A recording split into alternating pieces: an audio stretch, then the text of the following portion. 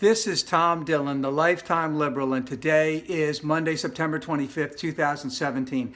The title of this rant is The Dotard in Chief Flunks Diplomacy 101 Again. So let's understand something very important about diplomacy. It's very hard, okay? Why do you have diplomacy? So you don't have war. So what happens in diplomacy? There must be some concessions on each side.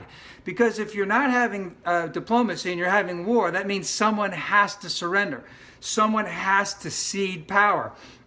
And that's not going to happen with North Korea. So both sides need to get something out of the diplomacy. Of course, with North Korea, it's to keep a 70-year criminal enterprise going. I'm not happy about that, but I mean, this is what we're looking at realistically. And you know, for the United States and its allies, they get to have peace with no threat of war. You know, and this is hard. It takes years. It has back and forth. You know, you're up, you're down, you're up, you're down. This is what it's all about. And I think that not having war is a reasonable outcome for diplomacy, even if it takes years. But remember, this is all attention seeking by the dotard in chief. Remember the dotard, the new word, basically an elderly person who doesn't have all their stuff together anymore, which he is showing more and more of. Because over the weekend, this whole thing on the First Amendment right of NFL players and Steph Curry and the Golden State Warriors coming to the White House, it was done strictly to divide us, strictly to keep his white, rural, non-college educated base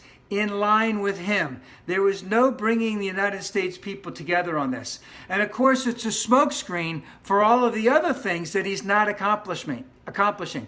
He's not going to accomplish health care. He didn't do anything to work on it to try to achieve it. He just mouthed off a lot, and it looks like it's not going to go through. And at the same time, we have a huge problem coming at the end of this week. We have to have a budget deal. We have to have a debt ceiling raised. We have to allocate billions upon billions of dollars for Houston. We have to allocate billions upon billions of dollars for the United States citizens, up to 3.5 million in Puerto Rico. All right. We also found out this week that that the Russian hacking is unrelenting. It's not stopping. Also, there was a huge breach of Equifax.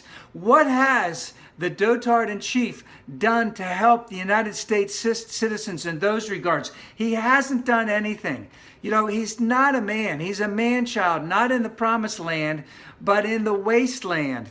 And this man-child needs to be stopped. And I'm calling on my sisters and brothers in the Republican Party is that you need, you know, this, again, you need to go back to diplomacy. You need to stop having warfare against the Democrats and to get things done for the good of the country, because this man-child is only taking us down.